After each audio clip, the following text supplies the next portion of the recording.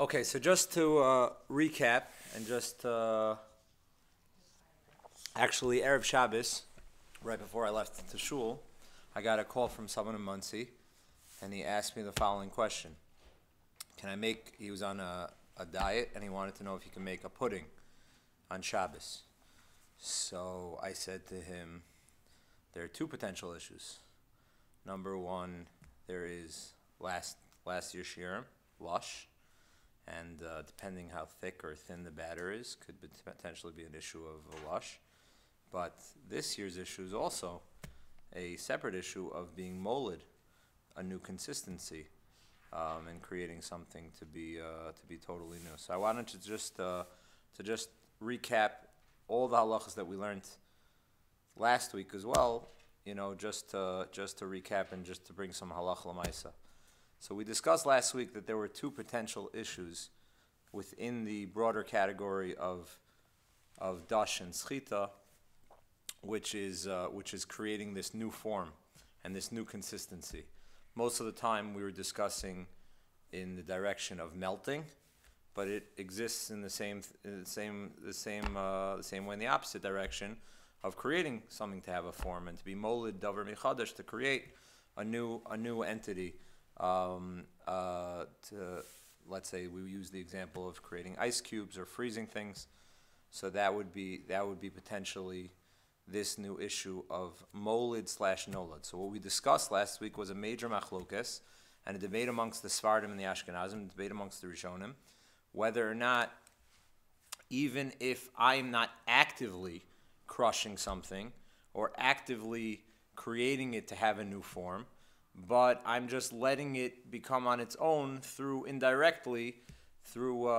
changing its form, would that be a problem as well? So the reason why we suggested that it could possibly be a problem is because the Ramah and the Sefer HaTruma present this issue of snow being crushed not as being molid biyadayim, not as active crushing, but more as nolad, that you're allowing a new entity and a new consistency to be formed, and that would be the problem. If that's the case, so it's not necessarily limited to when I'm actively doing it, but it's even if I would put it in a situation where it's automatically going to change its form.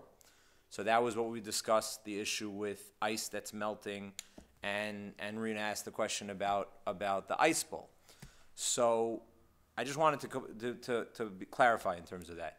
There is a major debate amongst the poskim. How far do you take the Ashkenazic psak in terms of this? For Sfardim, this is irrelevant. But for Ashkenazim, which the Ramah says we should try to be machmir unless it's necessary, and if there's any real need, so then you could be makel on this. But in general, person should try to be machmir. But the question is, how far do I have to be machmir? Meaning, what about in a situation where I'm not putting it in any strategic position?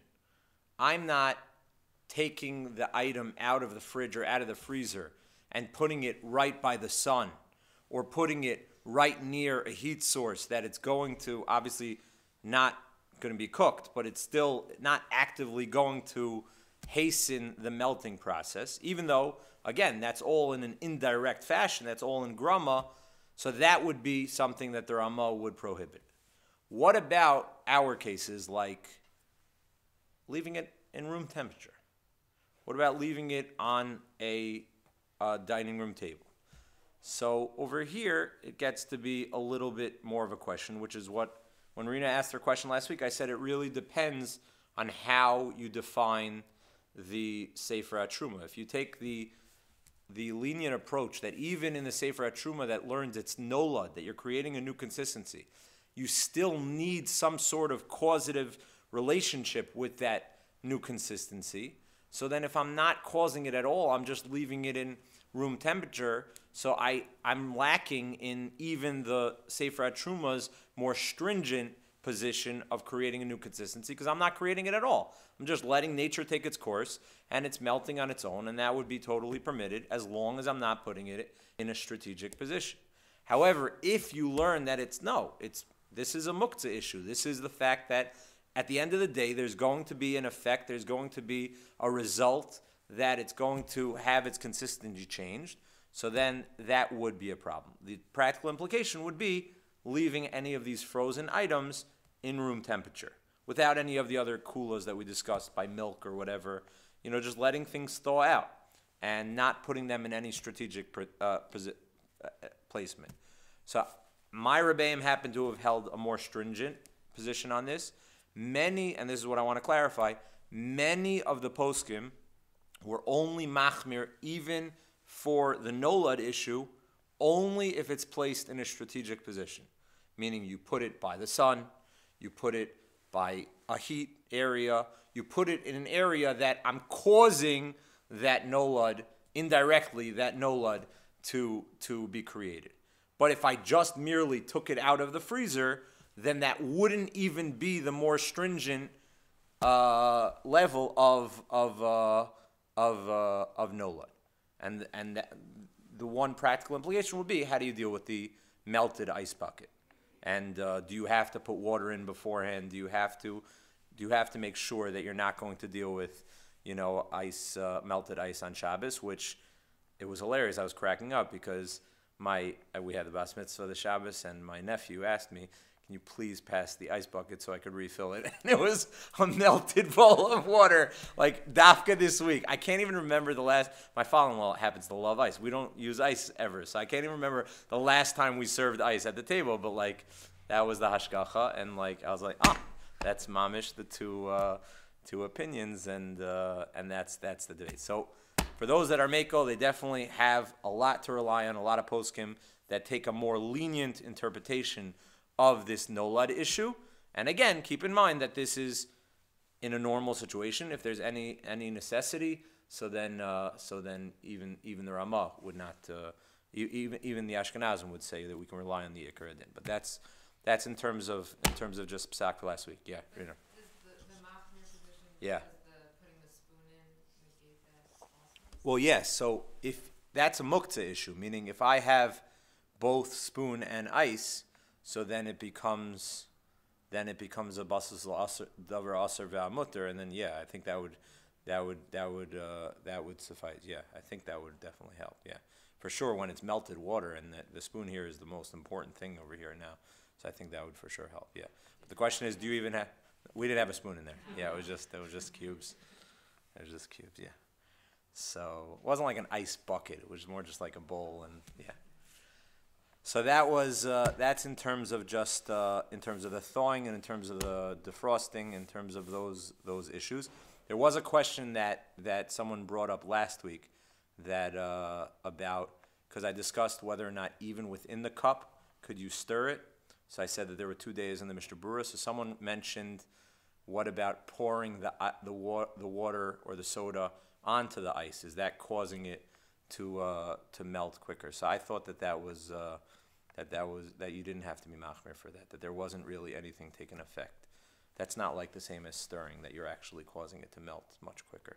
There were some poskim that are machmir about that, but I think that we could be makel in terms of that. So that's just in terms of nolad, in terms of molid, in terms of that issue with dash. So now we're going to move a little bit outside the kitchen because we finished schitas pears, we finished fruits, and then we went to changing consistencies, and now I want to go to. Oh yeah, so I thought that it was a problem. I thought it was a problem. I don't know. Some of them you can make with milk, right? Like some of them you mix with milk. Yeah, he wasn't assuming that there was cooking, but that also you could probably get around somehow, But I thought that there would be, because he wanted a thick consistency. I thought it would better. Yeah, he was able to make it Erev Shabbos, so it wasn't a big deal. But it was so that was in terms of that. Okay. So now in terms of the next issue. So let's start with first area of schita outside of the kitchen is nursing. Okay? There is a very fundamental Gemara that we really didn't discuss so much, which is very fundamental for dash, which is a machlokas the Gemara brings down On Daf Ayin Hey, the Gemara discusses a machlokes Rabbi Yehuda Rabbanon whether or not the malacha of disha, is it necessary to have gedulei karka? Means the Rabbanon are of the opinion that minat Torah, if you don't have things that grow from the ground, there is no disha minat Torah. Ein disha ela b'gedulei karka. So if you have things that aren't growing from the ground, so then there's no problem. The problem is the Rambam who paskins that Gemara like the Rabbanon. The Rambam also paskins that for a woman to nurse, and this was a very, very sensitive debate, and it was a very, very big issue in the beginning of the Akamas HaMedina, the Chazon Ish, and other poskim about how to deal with the farms and how to milk the cows on Shabbos, and there were cows that were suffering, and what was the correct practice, what did they do, and can they get a guy, and all those, that was what the Chazon Ish paskin in terms of that. So that was, but it's more relevant for us who don't have farms. It's more relevant for women who are nursing. So the Rambam says that for a woman to nurse, for a woman to not nurse, a woman is allowed to nurse because a baby needs that milk in order to live. So obviously to nurse, that would be fine. But for a woman to store her milk, so that would be a malacha d'oraisa. And that is something that that we should stay away from. The problem is, how do you drive that with the Rambam paskening that ein disha ela b'gedulei karka? We would usually assume that we're not growing from the ground. So the answer to that is, to make a long story short, a very long story short, I'm just going to summarize, that's not true. And probably the Rambam understands that people, because of the way we eat, and that we sustain ourselves based on crops and nutrients from the ground, we are considered gedulei karka, and animals are considered gedulei karka, and therefore it is included in the category of yesh disha, of disha b'gedulei karka, and this would be an example midaraisa of dash. So therefore, it's very important that people realize that there is a potential very serious issue of disha when extracting milk from one's body and nursing in non-classic ways and storing the milk. So for that reason, a woman should make sure that if she is engorged and she has to extract milk, and she has to make sure, the Gemara says in Ksubis that she has a leniency that she's allowed to do so because she is suffering, because she has tsar. So the Gemara says that there's a permissibility on an iser d'Rabbanan for that situation. We're not going to allow, just because a person has a little pain and suffering, you're not going to allow an iser d'oraisa. That's not allowed. That's if a person is not in a situation of pikuach nefesh, then anything under pikuach nefesh, we don't allow Yisurim deoraisa. So obviously there has to be a situation, a scenario over here that we're going to bring this down to be only an issue d'Rabbanan, and therefore a woman is allowed to express her milk because of that situation. That's what we know, that a woman could express her milk le'ibud, that if it's going to go and it's going to be trashed, it's going to be discarded. So then that's not going to be a biblical prohibition. That will be possibly rabbinic, but that rabbinic leniency will be allowed in a situation where the Gemara says mishum tsar, the tsar of the isha, that she needs to express herself. Fine. The question is, though, how does one understand that? And that's what I wanna focus on for a second. There's two ways to understand it. A lot of times when you have malachas, and you're doing the same exact malacha, right? I'm expressing the same milk, right? In one situation, it's going to be contained, and in the other situation, it's going to be discarded. So what is that? So half of the Rishonim say, oh, that's the malacha. I'm doing the same malacha. I'm doing the same action, but what? It's not for the same outcome. It's not for the same result. I'm discarding it. So if I'm discarding it, so that by definition is what? Is a malacha she'ein tzricha legufa. So if it's a malacha she'ein tzricha legufa, so it's still asr min d'Rabbanan, we don't allow malacha she'ein tzricha legufas min haTorah. Let's say let's take an example. If I would dig a ditch, right? So I can dig a ditch for two reasons. I could dig a ditch for the hole, or I can dig a ditch for the uffer, for the dirt. So let's say I dig a ditch for the uffer, for malacha she'ein tzricha legufa, not for the hole. Most of the time, you dig a hole and then you plant the seed inside. That's a real bona fide malachas choresh midaraisa. But if I do it for an ulterior motive, for a reason that I need the earth for whatever reason, so that wouldn't be a malacha deraisa. That would be a malacha derabanan, a malacha she'ein tzricha legufa. But that's still aser midarabanan. I might not be chayav a korban chatas. I might not be killed for that, but it's still an issue derabanan. So that come along some of the Rishonim. Yeah, that was the Isser derabanan, says Tosos, that Chazal permitted in a situation where the woman has some suffering, where the woman has tsar. That's one approach to understand this situation and this idea of expressing milk and discarding the milk and therefore being mutter in this situation. Even though it's a derabanan, it's a malach she'ein tzricha legufa, we're going to allow it because of the situation of suffering. Chazal, the rabbis, repealed their issue midirabanan in a situation of suffering, in a situation of tsar. That's one approach. Another approach is that no, we got it all wrong. By definition, listen to this. Fundamentally, when a person, everything we've been discussing, right, in the first year, disha and squeezing is assuming, the malacha is assuming that you're going to what? You're going to use what you extracted. I'm trying to get the item that's growing within this entity, whatever it is, a fruit, or even if it's within a stalk, I'm trying to extract. Or we even discussed peanuts, right? We discussed all these things. The cluster, we're trying to extract something within some other shell or some other hovering and extracting it and violating the malacha of disha in that process. But fundamentally, what does the malacha of disha mean? I'm trying to get the entity. I'm trying to extract the liquid. I'm trying to extract this other item from this larger item that it was in its original state before I extracted it.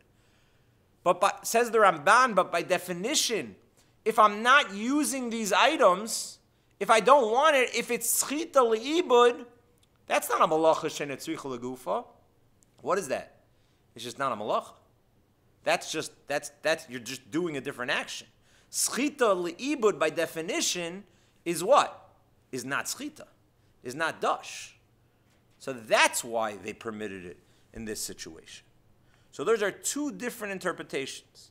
Now, it sounds like these are just, different explanations of different possibilities, but who cares? At the end of the day, it's mutter. The Gemara says it's mutter. What's the nafkamina? So there's a very, very big nafkamina that comes out potentially from these two approaches. What happens if I have a way of expressing milk and I'll put it into bottles temporarily, and then I'll pour it into the sink or into the toilet, and I'll discard it afterwards. So if you understand that it's a malacha she'ein tzricha legufa, so could be that you'll have a heter there also. I'm not using this milk, and it's malacha she'ein tzricha legufa, and I'm resolving my issue of tsar in this situation. So as long as my plan is to discard this milk and not to use this milk, perhaps that would have the same permissibility. However, if you understand that, no, the heter over here is because it's going down the drain. It's schita that's not retained. It's schita that's totally li'ibud. But what happens if, no, it wasn't. There were 30 seconds, or there was a certain amount of time that it was schita, and it was dash. Yeah, it's true, I had a plan to eventually discard this milk, but maybe that's not what Chazal were permitting over here, and Chazal were assuming that it's going to be immediately discarded. So some poskim say that for that reason, it's important to discard it immediately. In addition to the fact, and I don't really see poskim talk about this, but this is another issue. I once mentioned this to another Rav, that there's a muktzah issue also with that milk. So just walking around with that milk, I don't, that's also a complicated thing. So it's for that reason that if a person is expressing milk, they should put even if they're not, either if they're going to express it into the sink or into the toilet directly, that's fine. But if they're going to use some contraption and they're going to contain it in bottles, so what they should do for this reason is that it becomes spoiled milk right away. And therefore you put soap in the bottles, so therefore it never, according to any shitas, even had a temporary status of becoming dush, and you take care of all those issues.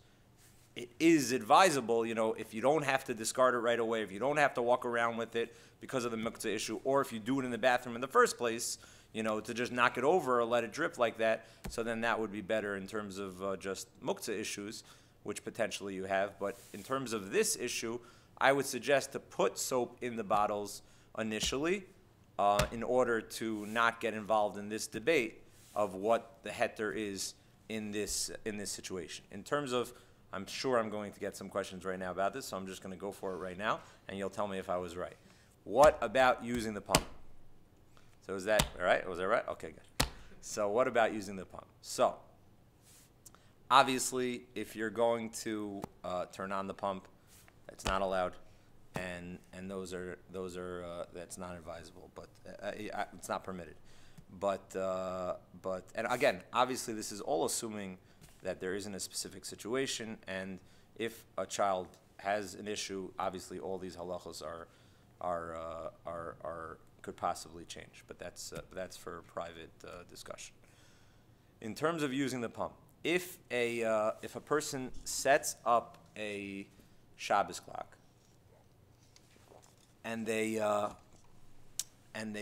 place the pump on them before it turns on, so there are poskim that are more lax if that's the easiest way, or that's the way that you feel comfortable expressing. Obviously, assuming that that it's going to be le'ibud like we just discussed. Okay. Manual pump. Just make sure that the key is what's going on in those bottles. That's you gotta just put the soap in. That's the best eitzah, and then that's fine. Yeah. At what point are you allowed to pump? Like, are you have to already be in pain, or you are doing like a preventative thing? That's a good question.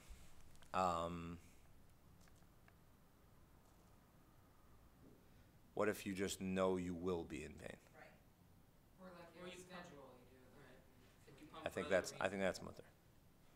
mutter. I think Chazal assumed that because this is going to be the situation, so we were mater schita li, but I don't think you have to be suffering for it.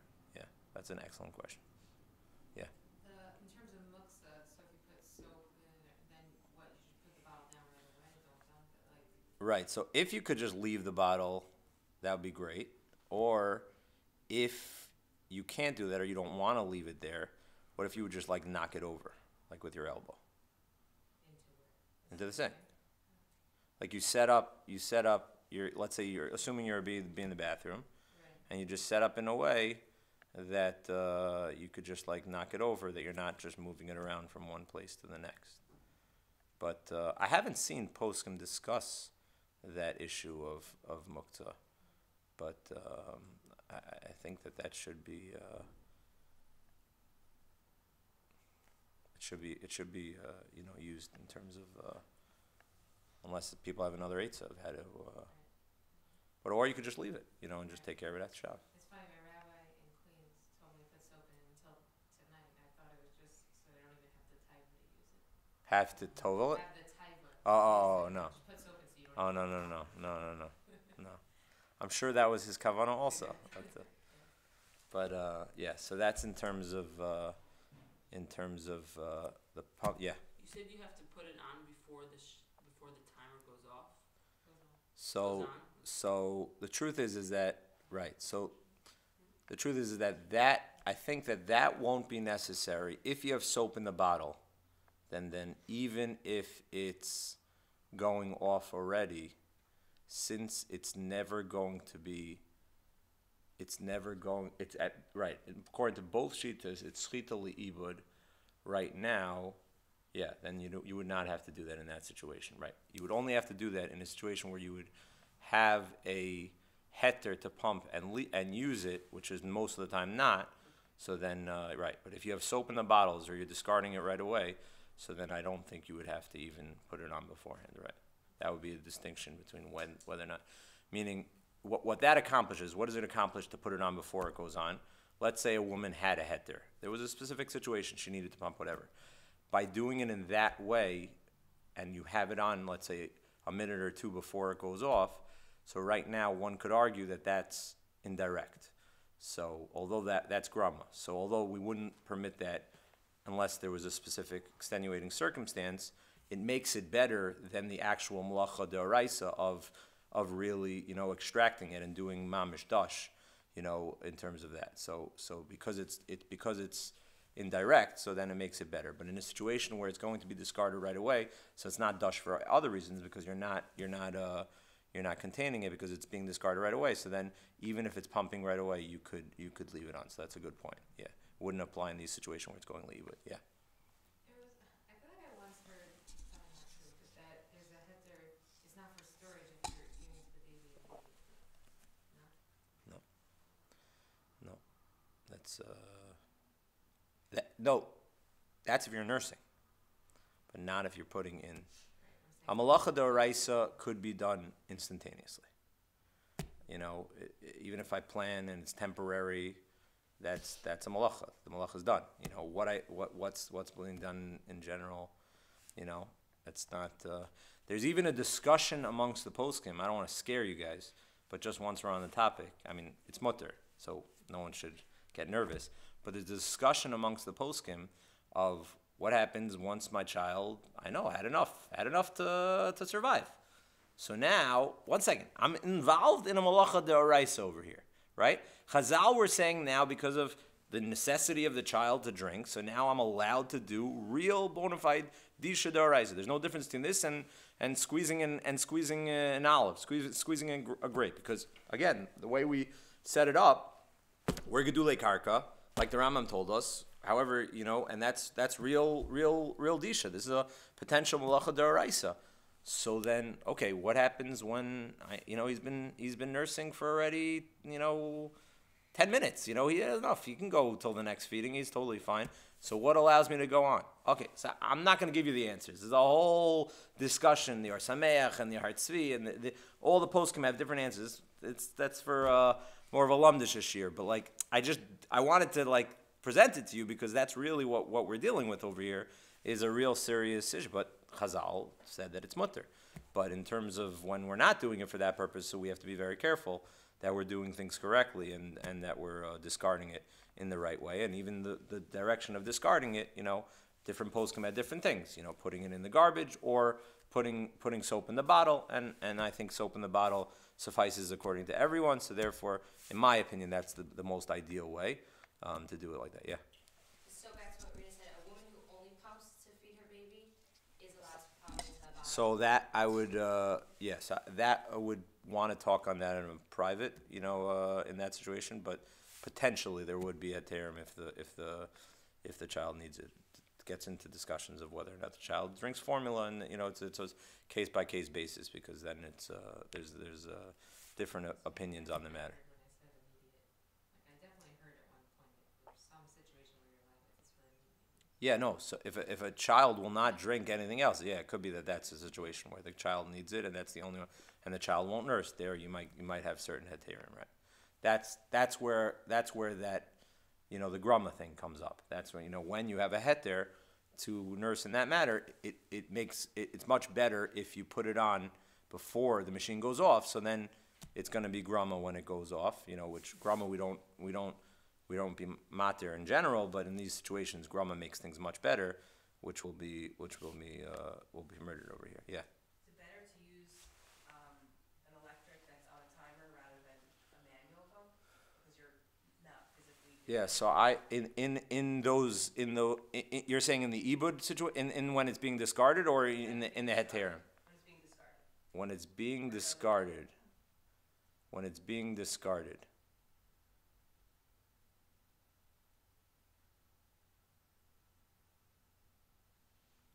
Yeah, I would think the electric might be better You're doing less. because you're doing less. I feel like Right. I always try to use the Not that the other one's not mutter, Right.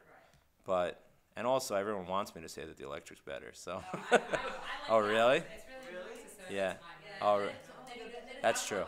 No, so you're not. No, so you don't have to do that for sure.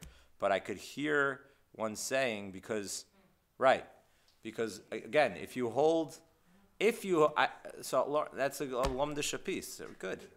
So no, we have another nafkamina. Let's say like this: if the heter is, if the heter is, if that is good, if the heter is like the first approach that we had, that it's a malacha she'ein tzrich legufa, but a malacha she'ein tzrich legufa, which is also in the Rabbanan, is permitted when a woman is suffering.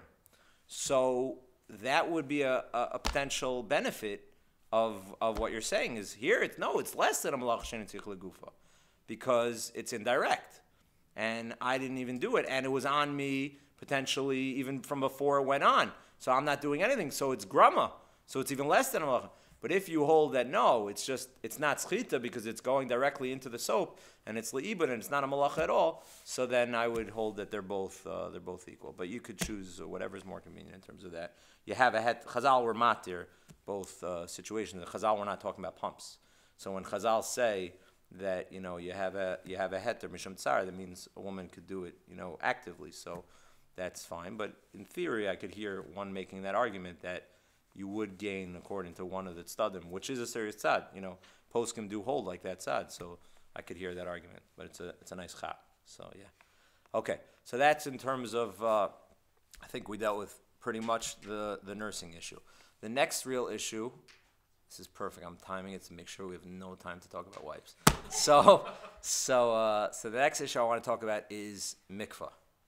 Is another issue of disha. So the Gemara, actually it's funny.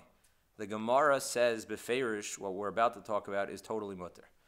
I mean, it doesn't say totally mutter. That's a mistake. But the Gemara says it's not a problem. The Gemara is talking about the Gemara in Shabbos on Daf Kuf Chav Ches. The Gemara is talking about a woman who's in labor and she needs certain oils, and the Gemara wants it's talking about where there's no Erev and they have to get the oils to the woman. So how is she going to get it there? So the Gemara says, why doesn't she put the oils in her hair? So the Gemara says, yeah, and then what? So the Gemara says, you should put it in the hair, and there's ein schita b'seir. There's no problem with schita when it comes to the hair. End of Gemara. Okay? That's what the Gemara says. So you walk out of this Gemara like, showering? Showering's a problem? Gemara says, ein schita b'seir. What's the problem? So the Maggid Mishnah changes everything, and the Maggid Mishnah says, yeah, ein schita b'seir, mideh oraisa. But mideh rabbanan, there is schita. So that's the issue, and that's where everything comes from. So if one just learns the Gemara, they're just like, I don't understand what this whole issue is. But ultimately, the poskim came along and they said that it was only on a biblical level, but on a rabbinic level, there is a problem of schita, and that's why in situations where you are bathing, showering, going to the mikveh, whatever it is, and Yantif, we'll have to give a whole shiur on showering on Yantif. If your husbands didn't tell you the chap from years ago, we had it. That was a way to wake the guys up, like 4 o'clock in the morning, Shavuos night. I left the showering, and it was also a hot Shavuos. So I left it. We did Hilchos Yantif. It was a few years ago. So that was the final shiur. You have to get a real good dessert for the end of the night. So that was I had a few eights in terms of the showering issue. So whatever the situation is, when you're going to shower, however you're going to shower, or however you're going to bathe, whatever it is, so that potentially has an issue of scrubbing and making sure when you're bathing not to squeeze hair and any area where there's a lot of hair, because that's where the poskim were nervous about. On the arms or even for people who do have, that's not going to be a serious area where there's a lot that they're concerned about. But by the head or somewhere where there's a lot of hair, that would be an issue of schita. But I do want to introduce a fascinating chiddush of Rav Shlomo Zalman. So Rav Shlomo Zalman had this fascinating chiddush, which is really, you have to be Rav Shlomo Zalman to say this, in honor of our Rav Shlomo Zalman Shabbos coming up, which I'm very excited about, and everyone should try to attend and encourage their children to be here as much as possible to just get a glimpse of what this tzaddik and gadol had and that we want to try to glean from Talmidim and Chaverim that still knew him and can present what he was all about. So Rav Shlomo Zalman said, again, in line with what we're saying, schita means you need the liquid and the water and you use it and you get it out. So what happens, says Rav Shlomo Zalman, if it was never a liquid? It went directly from being in the hair, directly to being absorbed into the towel. And it never had that intermediate stage of being a liquid. Says Rav Shlomo Zalman, that's not schita. That's not dash. Chiddush. A chiddush, but Rav Shechter Paskin like this, Rav Shlomo Zalman. And it's for that reason that if you wrap your head, even though you would think, what do you mean? If there's schita b'seir midrabanan, so why should wrapping it in a towel help?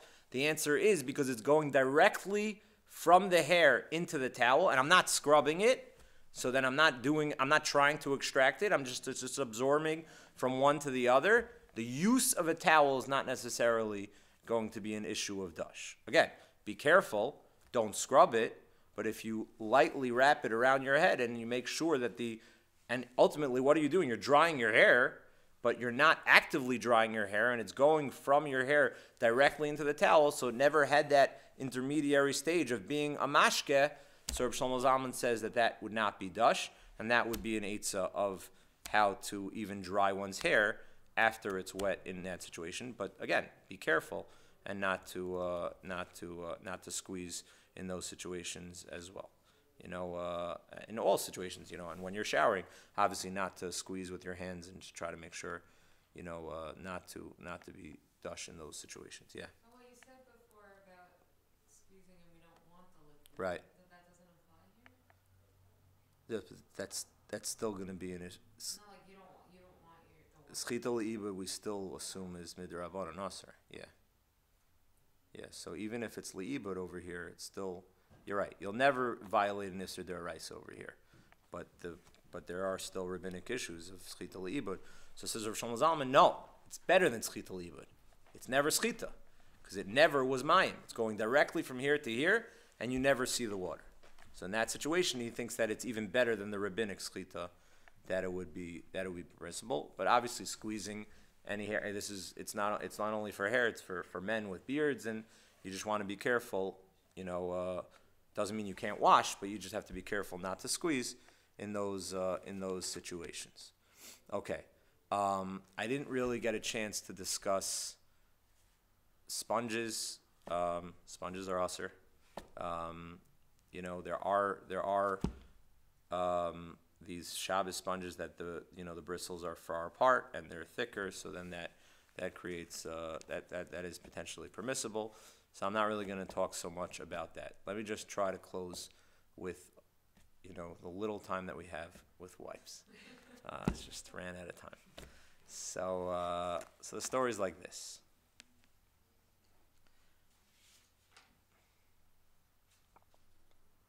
Reb Shlomo Zalman Auerbach said that wipes were permissible. What is the reason that wipes are permissible? So the suggestion is originally that let's talk about wipes over here. Let's try to figure out what's going on with wipes, whether it should be us or whether it should be permissible. You're using a wipe, okay? There's liquid that's going onto, let's say a surface, right? But it is right, and it's inevitable that the liquid is going to go on, right? It's not only inevitable; it's more than inevitable.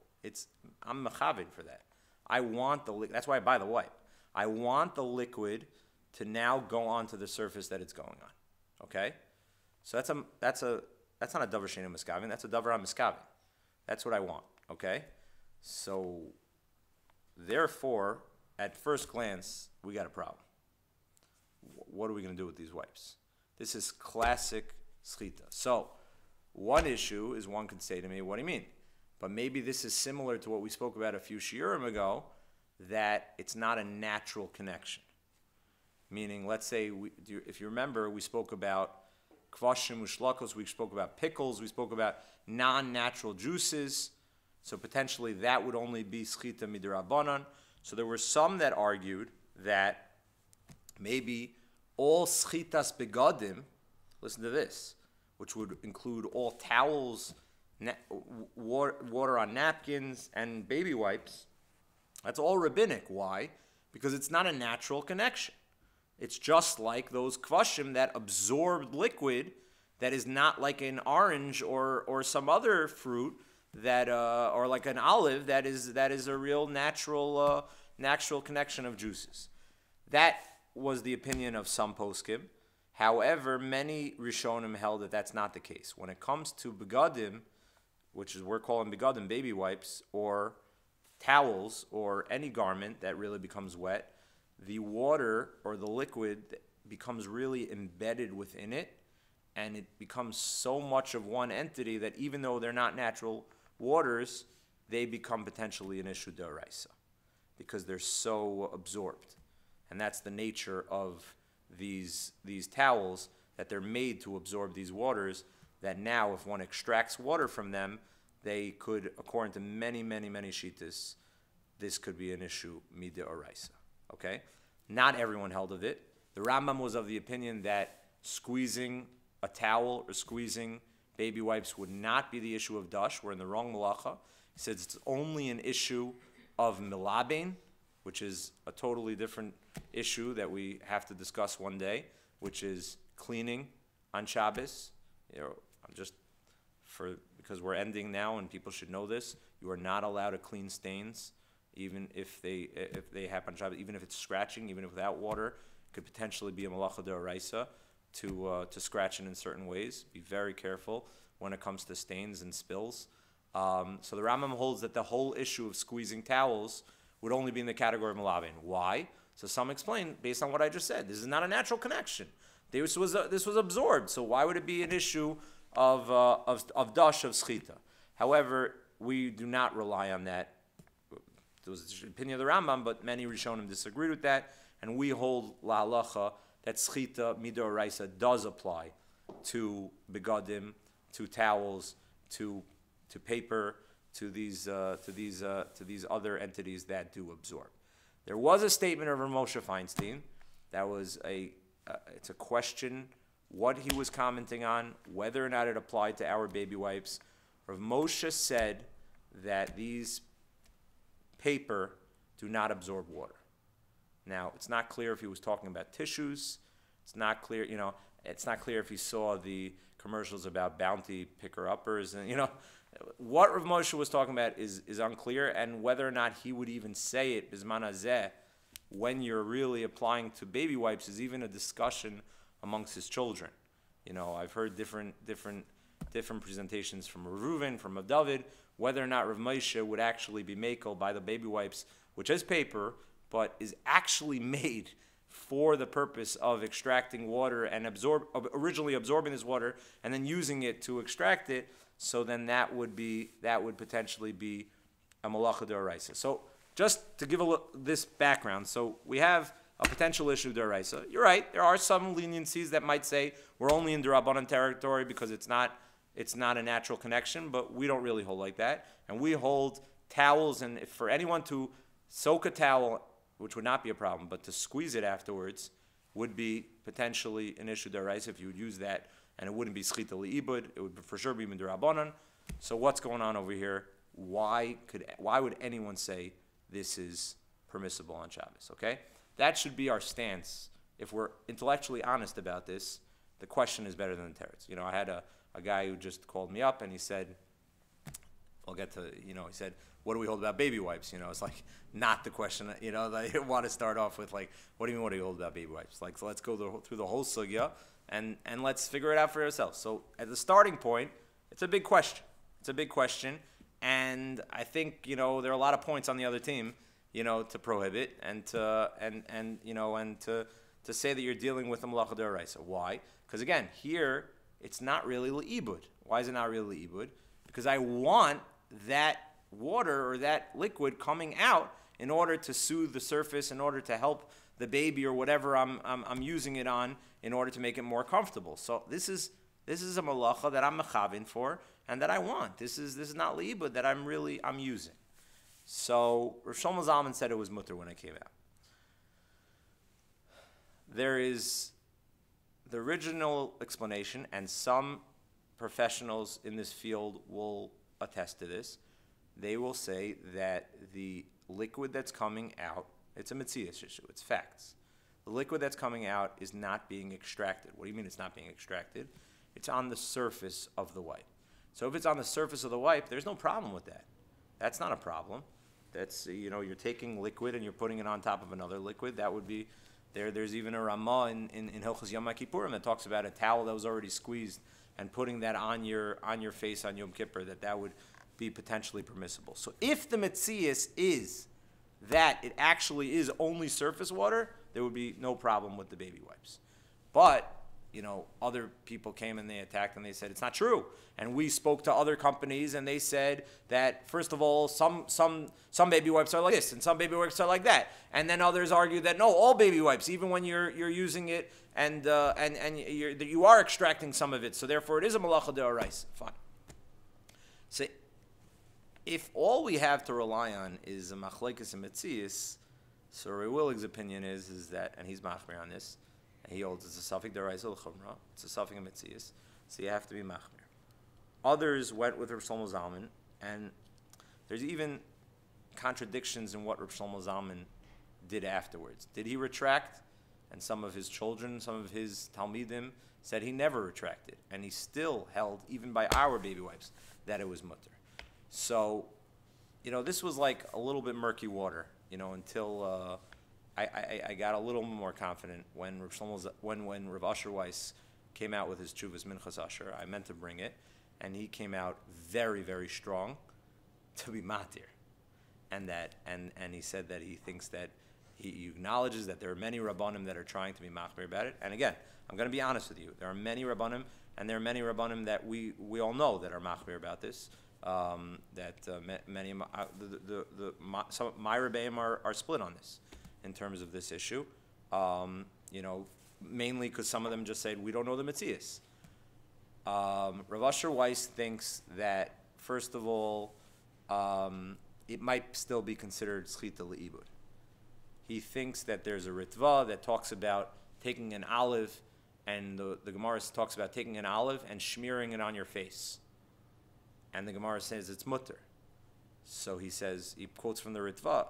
What the ritva there on that Gemara? Why is it mutter? You're using the oil that's coming out of the olive, and you're washing your face with it. So why is that mutter? So the ritva says that no, since it's becoming dirtied right away, so it's not like I'm utilizing the olive oil and putting it into some sort of food or concoction. I'm actually I'm discarding it in the process of taking it out, so that's considered schita le'ibud as well. If that would be the case, says Rav Asher Weiss, that's exactly our situation, where it's the water that's coming out is now becoming dirtied. It's part of the process of cleaning the baby, so that would be a situation where it is mutter. He also thinks that it could potentially still be considered a davar she'eino miskavin. He says a fascinating chiddush over here.